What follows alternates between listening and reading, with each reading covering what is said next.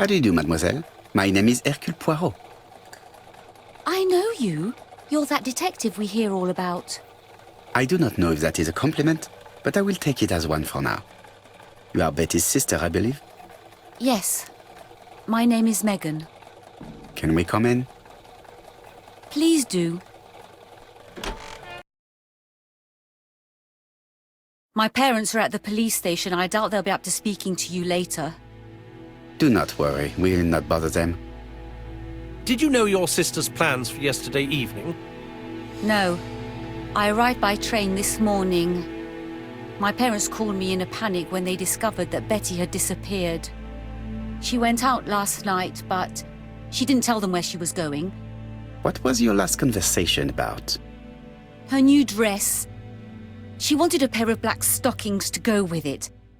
Mother brought her a pair. The very day it happened. She was crying. And to think that Betty never even wore them. Oh, Mummy.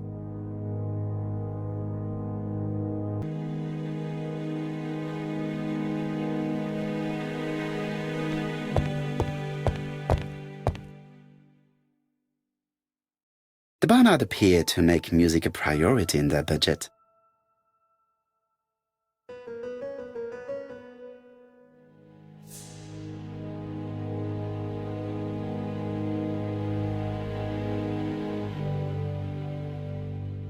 Their home is modest, but the Barnards are definitely music lovers.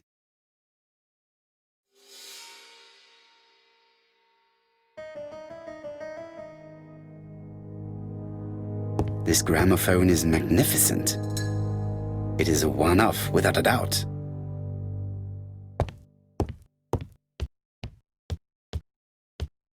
Family photos and files.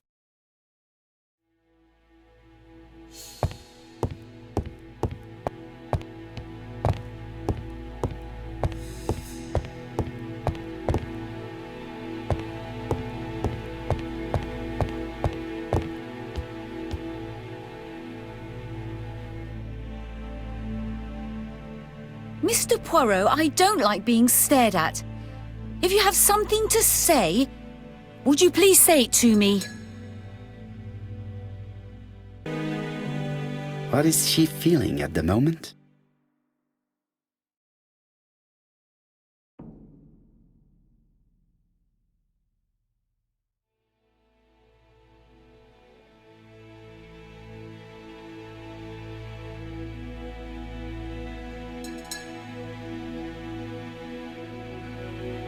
Betty's older sister is not just sad, she is angry.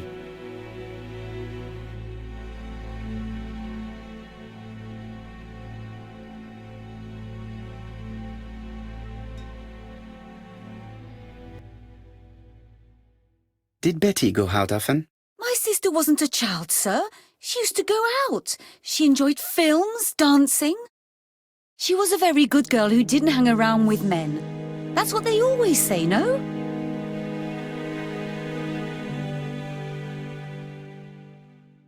I am not interested in what people say. I am interested in the truth, Mademoiselle Barnard. If you only knew how much I would like to talk with someone who does not know that your sister is dead and who could provide me with a true portrait of her beyond the formalities. The truth is that my sister was a silly little fool. I tried to reason with her, but she behaved like an idiot. In what way? She used to say that if she was going to marry Don, she might as well have some fun now. I understand. Please continue.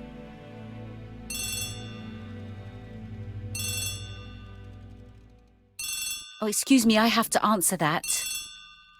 But of course. Betty's room is opposite the stairs on the first floor. Feel free to take a look if you think it might be useful.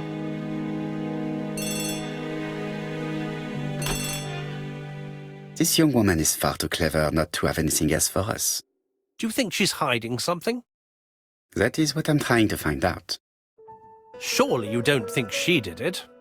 I did not say anything of the sort. But young women always ruin your judgment, Hastings. Who knows, maybe Megan was jealous of her attractive young sister. I see. She may have had her sights on the inheritance. Or maybe she was in love with Donald Fraser. We have to study all scenarios, even the most unlikely. But I doubt that Mr. and Mrs. Barnard are rich enough to justify murder. While I try and get Miss Barnard to talk, I would like you to try and find Donald Fraser. It should be easy to find the estate agents where he works. Bring him to the Ginger Cat. I would like to talk with him before the Chief Inspector finds him.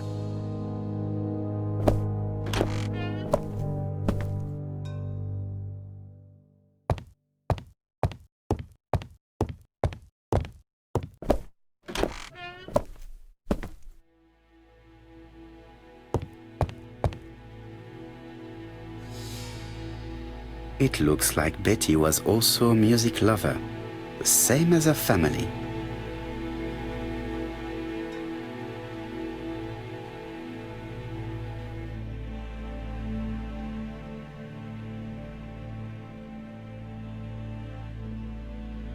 Without a doubt, Betty used to sing.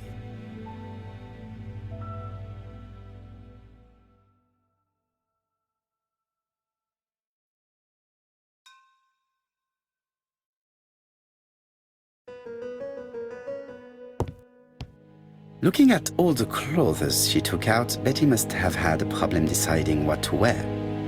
Maybe she had a date?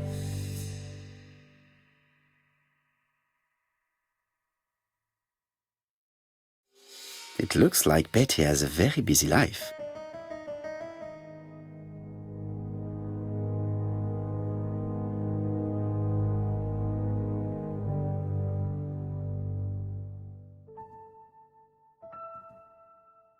Betty liked luxury and going out, and being as pretty as she was, she probably did not have any problem getting herself invited.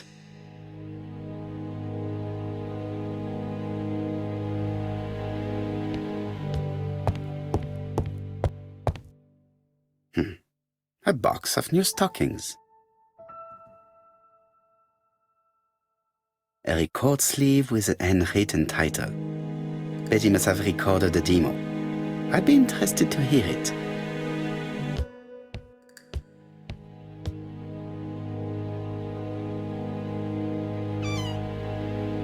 This small key should be useful to me.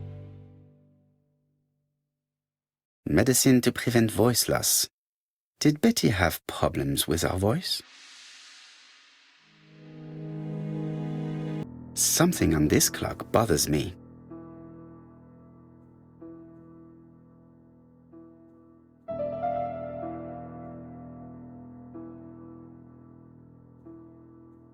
This leg is not well attached.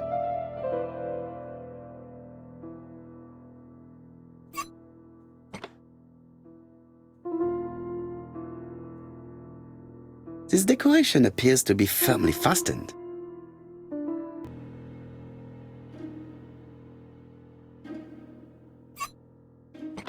Good. It should be possible to open the wooden panel.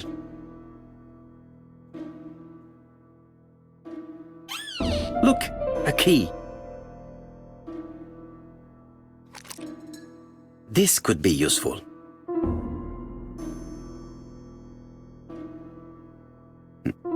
What's this?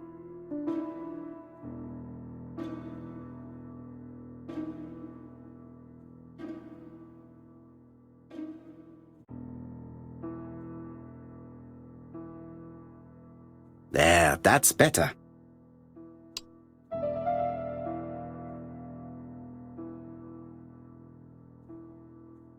This metal disc is stuck.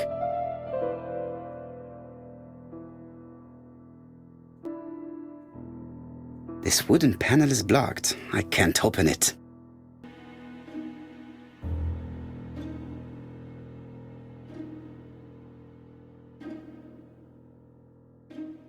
What a strange mechanism.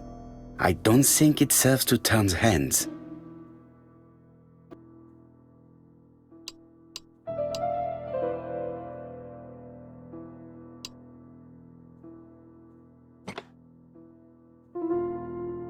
I definitely need an object to make these cogs turn.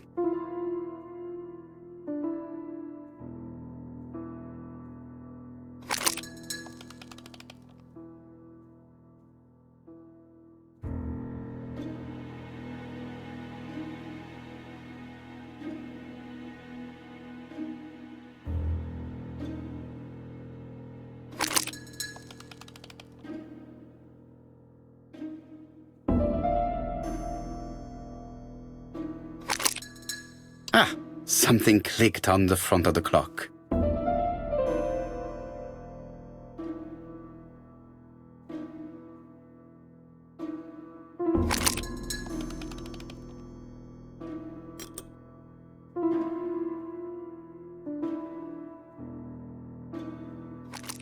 This could be useful.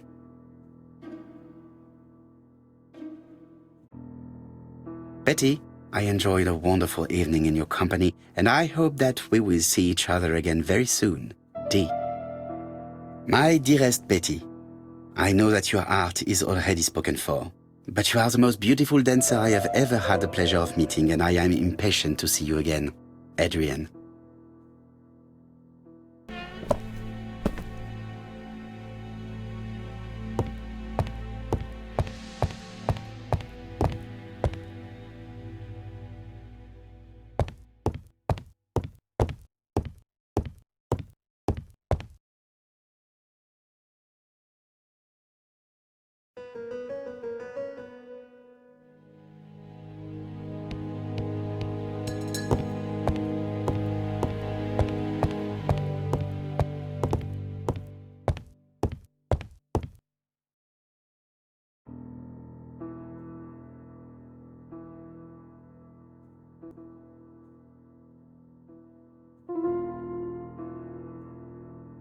Let us see. What is this cupboard hiding?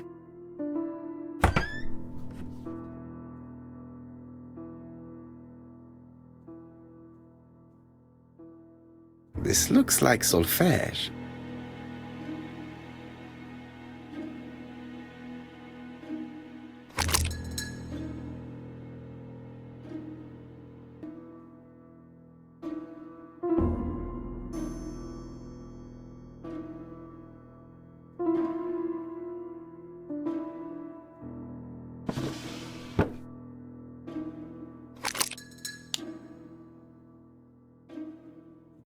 There is bound to be a clue somewhere.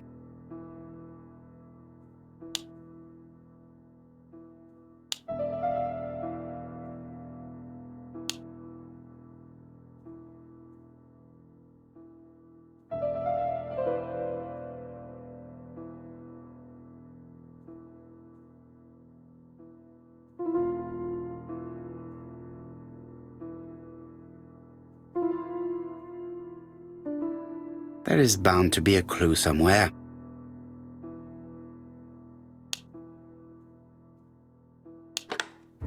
I heard the sound of a mechanism being triggered.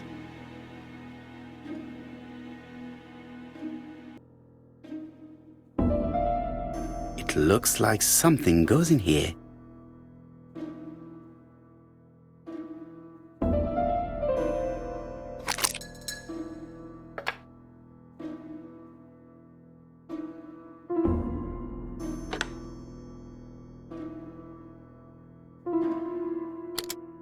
That doesn't work.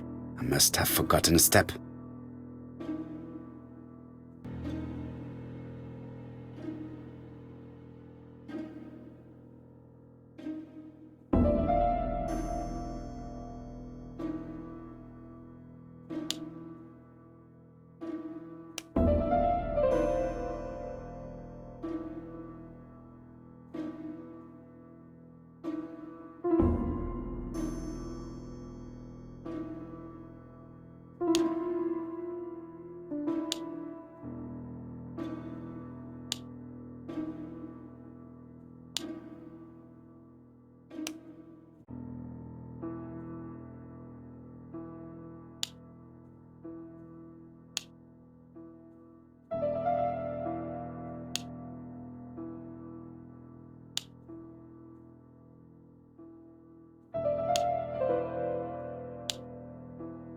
I just have to put the record on the gramophone and start it.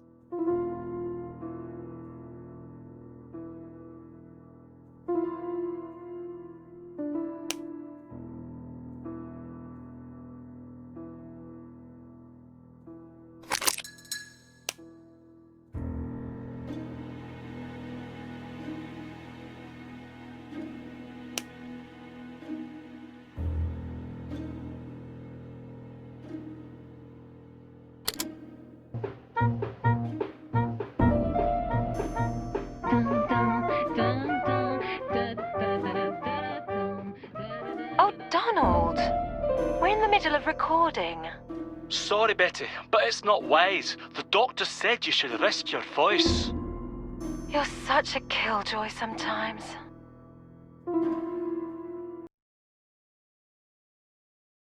Betty was such a good singer. It's true. Did she have any problem with her throat? Yes, she had to be careful with her voice. Of course, she didn't follow the doctor's advice. If Don didn't insist, she... Well, it's too late for all that now.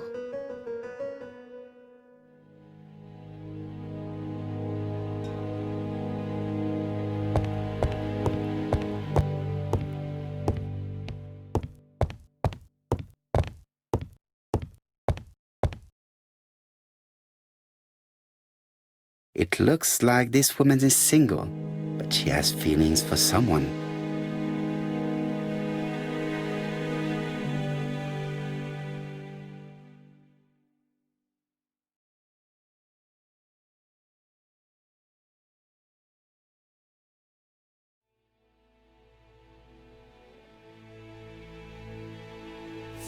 She is looking so intensely at this photo. But is it really a sister that she's studying in this manner? They made the perfect couple, am I correct? Yes, in a way. She was pretty and he... Well? He's a bright man, with a promising career ahead of him. He would have made Betty a good husband. He was always attentive and generous. Oh, a true gentleman. I hear a note of envy in your voice. You must have heard wrong.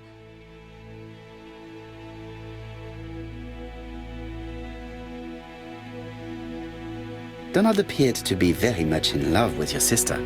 Yes, he was mad about her. Mad, you say? Being madly in love can often be destructive, and Mr. Fraser was known for being jealous, I believe. No more than average. Men are always slightly possessive, especially when they are with a pretty woman.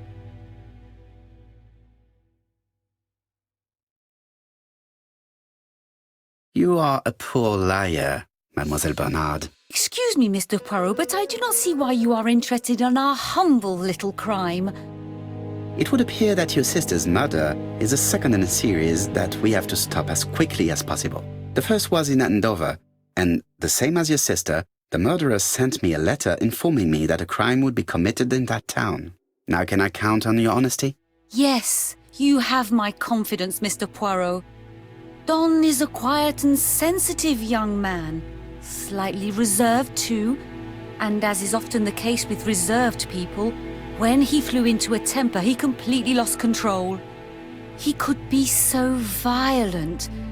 Betty was frightened. And when was this? The first time was about a year ago. But they rowed more recently. Donald found out that Betty had lied to him. She said she was going out with a girlfriend, but she went out for dinner with a married man. It was an awful scene.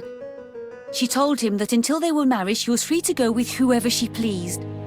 Donald turned quite pale and started shaking and kept saying one day...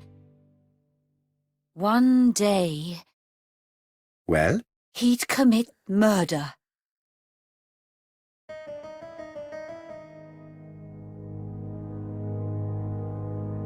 Do you think that is what happened? No, Mr. Poirot, I don't believe that. You yourself said he may be a recidivist madman. Don loved Betty with all his heart. I can't imagine for one instant that he would hurt her. Very good, Mademoiselle Bernard. Thank you for your help.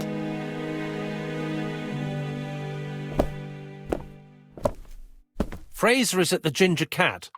The police haven't spoken to him, but they want to. Très bien, Hastings. Let's see him now. Au revoir, mademoiselle. My deepest condolences to your parents. Of course, Mr. Poirot. And don't be too hard on Don. He's more fragile than he looks. If you say so.